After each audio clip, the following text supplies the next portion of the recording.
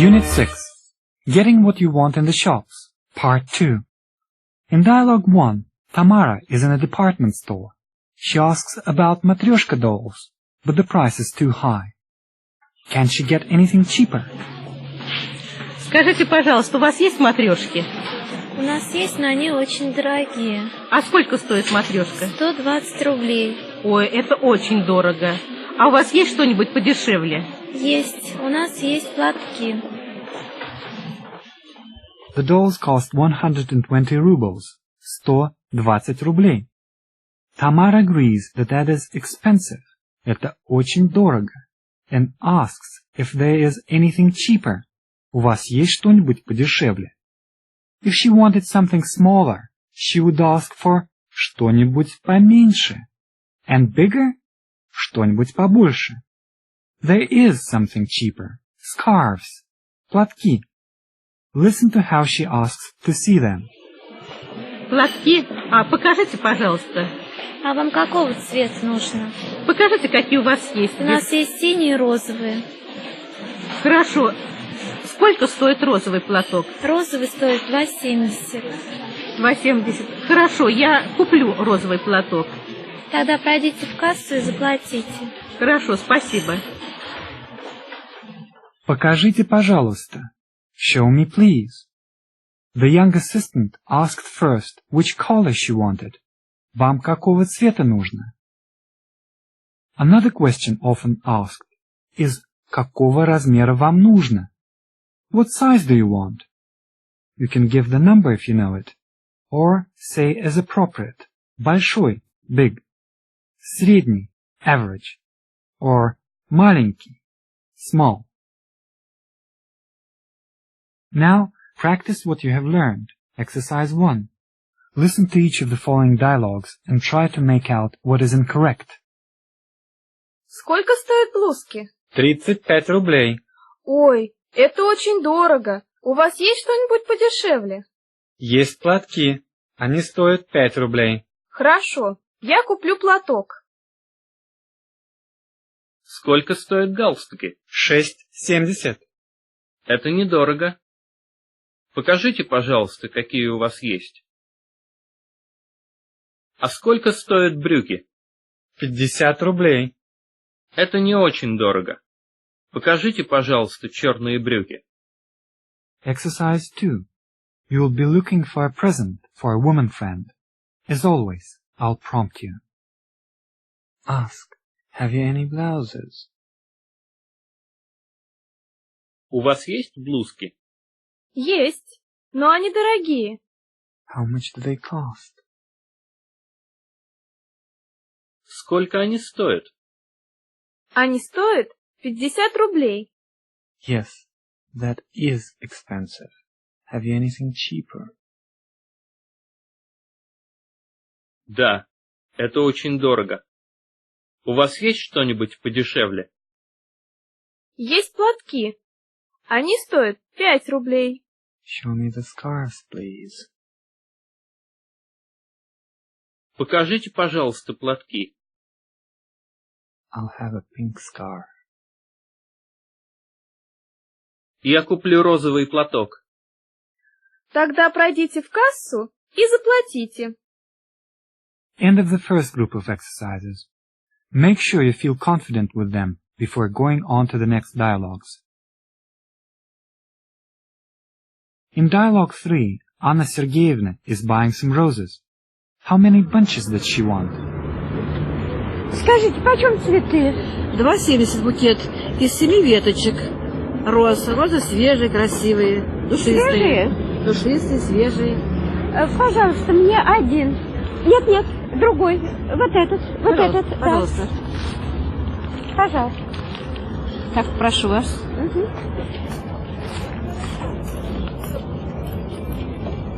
Это деньги ваши, да. Пожалуйста. Спасибо. Пожалуйста. Счастливо. Anna Sergeyevna wanted one bunch. The flowers cost 2,70 букет, 2 rubles 70 a bunch. Quite a reasonable price. There are times when one might pay 2,70 штука, 2.70 per flower. Штука means thing or item and is used whenever you buy just one of something. Anna Sergeyevna asked for one bunch. Мне один. Had she asked for a single rose, she would have said мне одну. And to indicate that she would like another bunch, not the one the woman was holding, she pointed and said, другой, вот этот. Again, if she had wanted another single rose, she would have said другую, вот эту. In Dialogue 4, Masha wants to know where the end of the large queue is. Простите, кто последний? Наверное, я. Спасибо, я за вами. Кто последний? Who is last? Having found out who the last is, you will then hear Я за вами. I'm behind you. It's quite possible to temporarily leave a queue without losing your place. Listen to the next snatch of conversation. Я отойду на минутку. Вы скажете, что я за вами занималась? Пожалуйста. Спасибо. So you just say, Я отойду на минутку. I'm going away for a moment. And then, вы скажете, что я за вами занимала. Will you say that I'm behind you? In fact, я за вами, I'm behind you, would be quite sufficient. Practice what you have learned. Exercise 3. Look at the pictures in your book and listen and write in the missing prices. Почем у вас цветы? 3,50 букет. Цветы свежие, душистые. Спасибо. Скажите, сколько стоят ваши розы? Розы? Они недорогие. 2 рубля штука. Скажите, почем у вас цветы? Цветы хорошие, свежие. 2,70 букет. Exercise 4. Listen as these traders advertise their goods. Русские матрешки. Традиционные матрешки. Купите наши розы, свежие душистые розы. Недорогие синие платки. In Dialogue 6, what does Misha want to drink? Скажите, у вас есть минеральная вода? Минеральной воды нет. А что есть? Есть сок. Ну, будьте любезны, тогда сока. Пожалуйста, в кассу 65 копеек. Misha asked for mineral water, минеральная вода, but was told that there wasn't any. Минеральной воды нет. You'll find more about this in your book. In Dialogue 7, Vladimir Nikolaevich is buying some things in a chemist. You may be able to guess one of his complaints. У вас есть что-нибудь от насморка? Ментоловое масло 4 копейки. От головной боли? Только аспирин 6 копеек. Анальгина нет? Анальгина пока нет. Сколько это стоит сегодня? 10 копеек в кассу, пожалуйста. В кассу? Спасибо. He asked for two things. Something for a head cold. Что-нибудь от насморка. And for a headache. Что-нибудь от головной боли. Another common request would be что-нибудь от кашля. Something for a cough. Listen as always with your book before going on to practice what you have learned. Practice what you have learned. Exercise 5. Listen to the following snatches of conversation.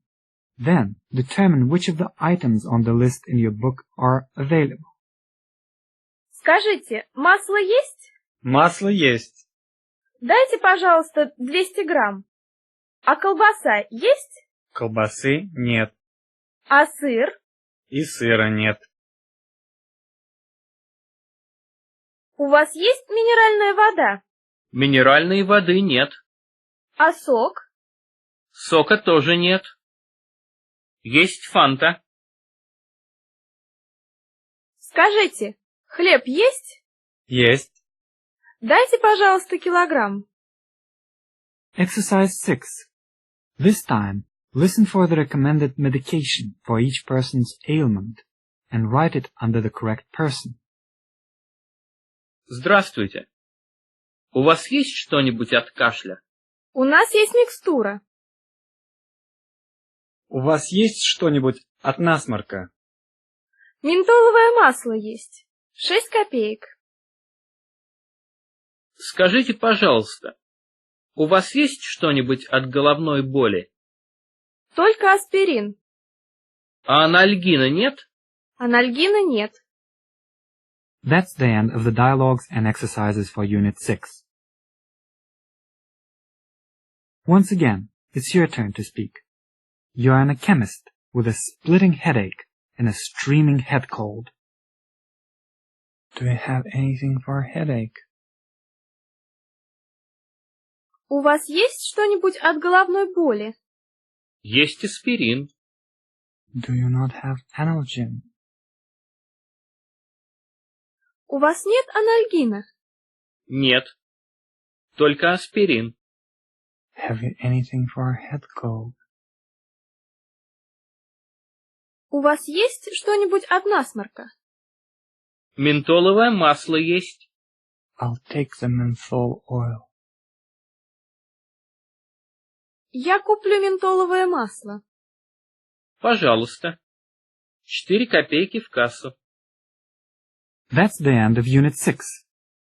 We now leave the theme of shopping, but do keep returning to these 2 units. You'll find the language very useful in Russian. Unit 7. Understanding and asking about time. In this unit, you'll learn how to ask and tell the time in Russian. You'll also find out how to talk about what you do on different days of the week and at different times of the year. In Dialogue 1, can you make out the time? Который час? 8 часов. The question was, который час? What time is it? And the answer?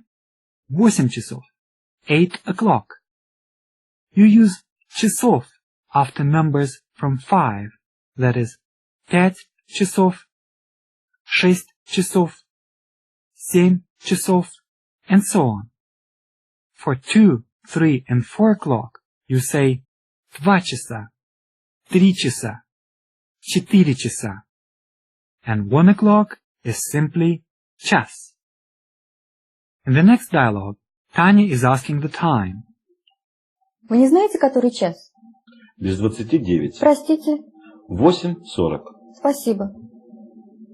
Вы не знаете, который час? You don't happen to know what time it is.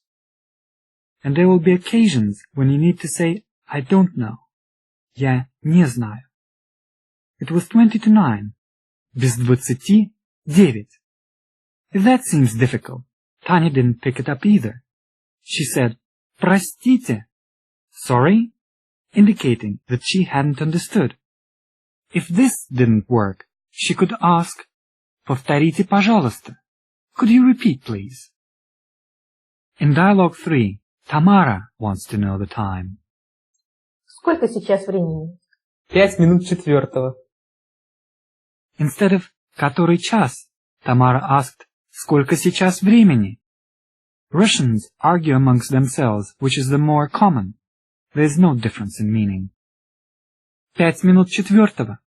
5 minutes of the 4th. In other words, 3:05. In Dialogue 4, Tanya asks Tamara the time. It's past, but past which hour?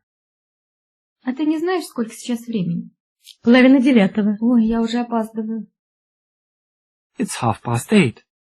So that's half of the 9th hour. Половина 9. That's the end of the first group of dialogues. Don't worry if it all seems too much to absorb. When you feel ready, go on to the exercises. Practice what you have learned. Exercise 1. Put the times in your book in order. Сколько сейчас времени? Без 15:05. Который час? 2 часа. Сколько сейчас времени? 15 минут 5. Который час? 1:30. Сколько сейчас времени? Без 15:10. Который час? 6 часов. Exercise 2. You're on a Moscow street and don't have your watch on. I'll prompt you. Say, you don't happen to know what time it is. Вы не знаете, который час? 25 минут пятого. Sorry? Простите? 4:25. Thank you. Спасибо. That's the end of the exercises. In Dialogue 5, Misha would like to know when the shop opens. Скажите, пожалуйста, когда открывается ваш магазин? Наш магазин открывается в 8 часов утра. Спасибо. А когда у вас перерыв? Перерыв с часу до 2. Спасибо. Когда открывается ваш магазин? When does your shop open? If you want to know when it shuts, you need to ask, когда закрывается магазин? This shop opens at 8 o'clock in the morning. 8 часов утра. 8 часов утра is 8 in the morning. 8 in the evening is 8 часов вечера. 3 o'clock in the afternoon would be 3 часа дня. Misha also wants to know when the shop has its lunch break. Когда у вас перерыв? And is told that it is from 1 to 2. С часу до 2. You will find an explanation of these forms in your book with the following times mentioned. С 2 до 3. From 2 to 3. С 4 до 5. From 4 to 5. С 6 до 7. From 6 to 7. In Dialogue 6, Tanya is getting impatient, waiting for her train. Почему нет поезда из Ярославля? Уже 3 часа.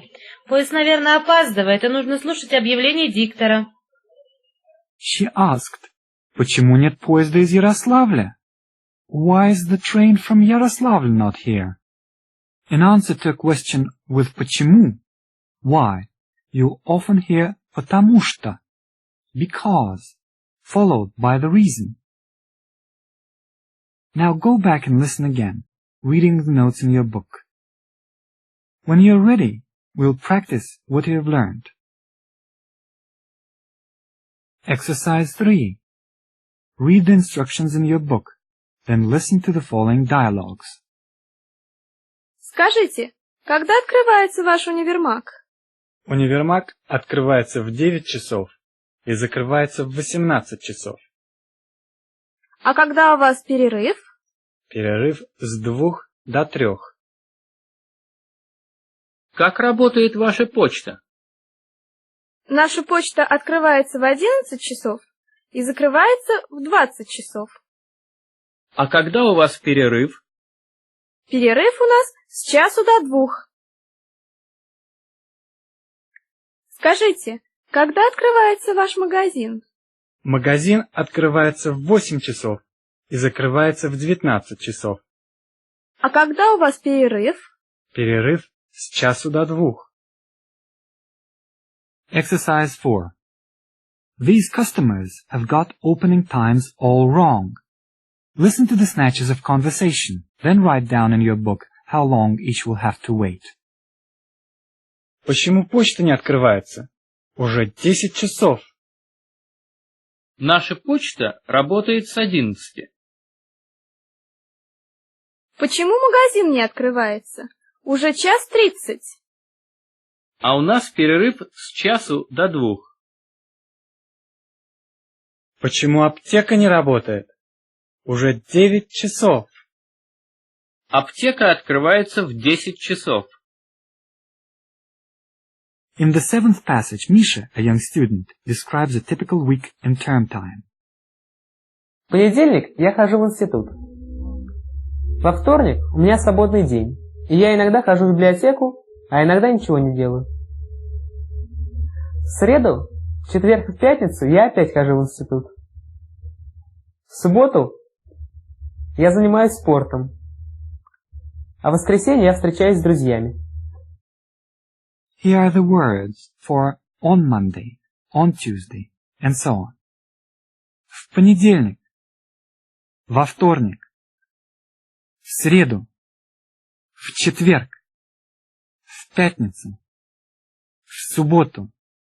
В воскресенье. Most days Misha goes to the institute.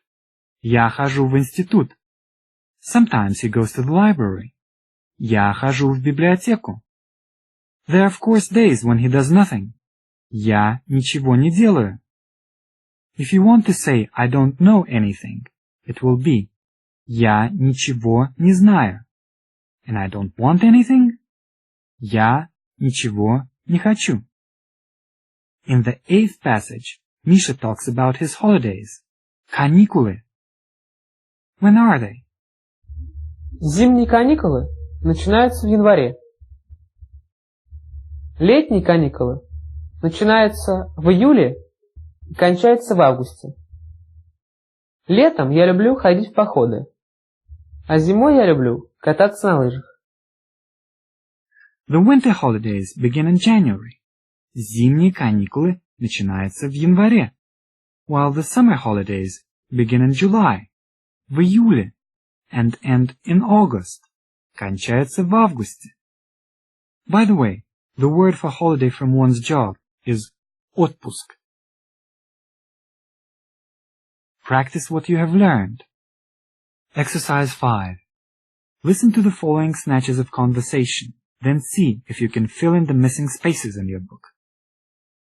Вера Степановна, когда у вас отпуск? Отпуск у меня начинается в январе, а кончается в феврале.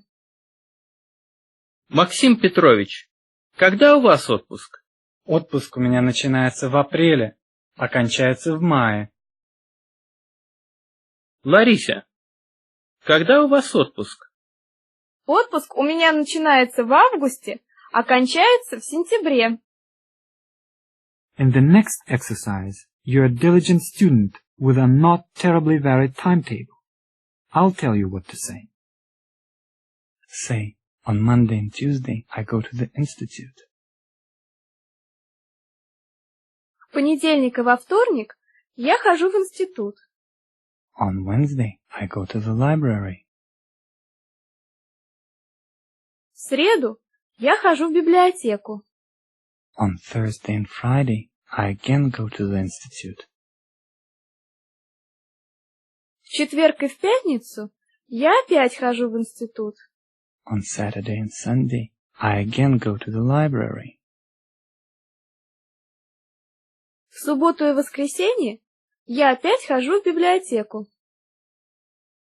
There's a lot of new vocabulary in key words and phrases, so do spend some time studying it. Your turn to speak. In these dialogues, you'll be a student of Russian, who has come to Moscow for a year.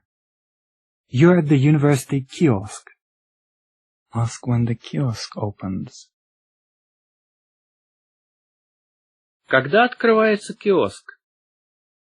Наш киоск открывается в 9 часов. When is the lunch break? Когда у вас перерыв? У нас перерыв с 1 до 2. And finally, you're asked questions about your holidays. Когда начинаются ваши летние каникулы? They start in July. Они начинаются в июле. А когда они кончаются? They finish in August. Они кончаются в августе. Что вы любите делать летом? In summer, I like to go hiking. Летом я люблю ходить в походы. That's the end of Unit 7. Listen back over this unit as much as you can, so that your ear becomes used to hearing all the numbers and the words for time. Unit 8. Asking for and understanding directions. Another very important unit, as you'll certainly need to ask the way in Russian. And since people are very pleased to be asked, it can be a way of making new acquaintances. In Dialogue 1, Lena wants to know where the nearest post office is. Вы не скажете, где здесь почта? Почта через дорогу. Спасибо, пожалуйста. Почта через дорогу. The post office is across the road. You also hear рядом, it's next door, and за углом, around the corner. In dialogue 2, Ира is looking for a well-known street, the Arbat. Девушка, извините, пожалуйста, вы не подскажете, как пройти на Арбат? Прямо через переход. А это долго? Нет, где-то 3 минуты. 3 минуты. А вы не скажете, там находится дом-музей Пушкина? Да, это квартира 50... дом номер 53. 53, да? Ага, спасибо большое, извините. Не за что. The question she asked is, как пройти на Арбат? How does one get to the Arbat? It is not far. It is simply прямо и через переход. Straight ahead and through the subway. Some more words to listen out for. Направо, to the right, and налево, to the left. Ира asked, там находится дом-музей Пушкина? Is that where the Pushkin House Museum is? The girl began to call it квартира, an apartment, then laughingly corrected herself. Just the sort of thing that makes life difficult for the language learner. In such circumstances, do as Ira did. Repeat what you have understood. If you have got it wrong, they'll tell you again. Practice what you have learned. In exercise 1, Nina has asked passers-by how to find certain places. Only the answers have been recorded, but if you follow these directions on the map, you will be able to fill in the questions. 1. Прямо. Потом налево. Оно через дорогу. 2. Направо и через переход, потом налево. 3. Налево и через дорогу. Потом прямо. 4. Направо, потом прямо. Она за углом. In exercise 2, a tourist is asking for directions. He scribbles them down, but makes a mistake in each. Listen to the snatches of conversation, then change the incorrect details in your book. 1. Скажите, пожалуйста, как пройти на почту? Прямо, потом налево. Там большой театр, а через дорогу находится почта. 2. Вы не скажете, как пройти в универмаг? Прямо и через переход. Там находится метро, а рядом универмаг. 3. Вы не скажете, где здесь кафе? За углом находится дом-музей Пушкина. Кафе через дорогу. In dialogue 3, Tanya asks about trolleybuses to Pushkin Museum. Тамара, ты не знаешь, какой троллейбус идет до музея Пушкина? До музея Пушкина идет троллейбус 2, 31 и 18. И еще идет автобус 8 и 55. To find out which trolleybus goes there, she asked, какой троллейбус идет до музея Пушкина? To ask about getting to Red Square, you'd ask, какой троллейбус идет до Красной площади? And to Dostoevsky Street, какой троллейбус идет до улицы Достоевского? In the fourth dialogue, Masha asks how to get to Pushkin Square. Скажите, пожалуйста, а как мне отсюда проехать на Пушкинскую площадь? Вам нужно ехать на метро. До станции Пушкинской. А это долго? Нет, всего 4 остановки. Спасибо. Пожалуйста. She is told she should go on the metro. Вам нужно ехать на метро. The word ехать means to go by vehicle. I go by underground will be я еду на метро. That's the end of the second group of dialogues. Practice what you have learned. Exercise 3. In the following snatches of conversation, some people are finding out which bus, trolleybus, or tram they need. Listen carefully, then decide which stop each should stand at. 1. Вы не скажете, какой автобус идет до Красной площади? До Красной площади идет автобус 35 и первый троллейбус. 2. Вы не знаете, какой троллейбус идет до Арбата? До Арбата идет троллейбус 6. 3. Вы не скажете, как проехать на Пушкинскую площадь? До Пушкинской площади идет 4-й троллейбус и трамвай 7. In exercise 4, listen to find out which underground station the tourist should go to for each of his destinations. 1. Скажите, пожалуйста, как мне проехать в Кремль? Вам нужно ехать на метро до станции Китай-город. 2. Скажите, пожалуйста, как мне проехать в музей Пушкина? Вам нужно ехать на метро до станции Кропоткинская. 3.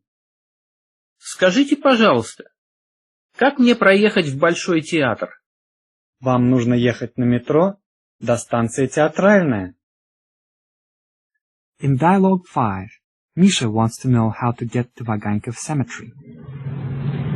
Скажите, как мне проехать на Ваганьковское кладбище? Вы хотите приехать к могиле Высоцкого? Да. Тогда вам нужен 23-й трамвай. Спасибо. Пожалуйста. He needed the number 23 tram. Вам нужен 23-й трамвай. If the noun was feminine, for example, a stop, остановка, the sentence would sound a little different. Вам нужна вторая остановка. You need the second stop. And if neuter, вам нужно такси. But where does the 23 stop? Скажите, пожалуйста, а где остановка 23-го трамвая? Вам нужно пройти прямо и ехать направо. Спасибо. Пожалуйста. А где остановка 23-го трамвая? Where's the stop for the number 23 tram? A simpler question would be sufficient. Где остановка? Where is the stop? You've found out how to get to places in Russia. But how do you get off a bus or a tram? Not an idle question, since it is often very crowded. In dialogue 7, Misha's stop is approaching and he asks if the lad in front is also getting out. Извините, вы выходите на следующий? Нет, не ухожу. Тогда разрешите пройти. Are you getting out at the next stop? Вы выходите на следующий? The lad wasn't, so he said, Нет, не выхожу. To get past, you can ask, as Misha did, Разрешите пройти? Or simply, можно. That's the end of the last group of dialogues. Practice what you've learned. Exercise 5. After reading the statements in your book, listen to the recording and decide which in each case is correct. 1. Скажите, пожалуйста, как мне проехать в Останкино? Вам нужно ехать на троллейбусе до телецентра. 2. Скажите, пожалуйста, где остановка 25-го автобуса? Вам нужно пройти направо. 3. Скажите, пожалуйста, где остановка 9-го троллейбуса? Через дорогу. In exercise 6, you'll be trying to reach the door of an overcrowded bus. Ask, are you getting out at the next stop? Вы выходите на следующий? Нет, не выхожу. May I pass? Разрешите пройти? Your turn to speak. In this exercise, you will be using all the new questions you have learned in Unit 8. Excuse me, please. Where is there a chemist nearby? Извините, пожалуйста, где здесь аптека? Налево, потом прямо. Там аптека. You are on a trolleybus. Ask how to get to Pushkin Square. Скажите, пожалуйста, как проехать на Пушкинскую площадь? Вам нужно ехать до станции Пушкинская. You would also like to see Arbat, So ask which trolleybus goes to Arbat.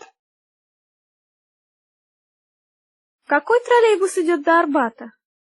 До Арбата идет троллейбус номер 2. And where's the stop? А где остановка? Вам нужно пройти прямо, потом налево.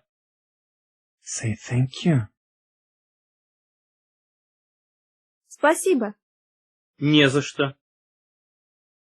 That is the end of Unit 8. It is a very important and useful unit, so we hope you will spend some time listening again and practicing what you have learned.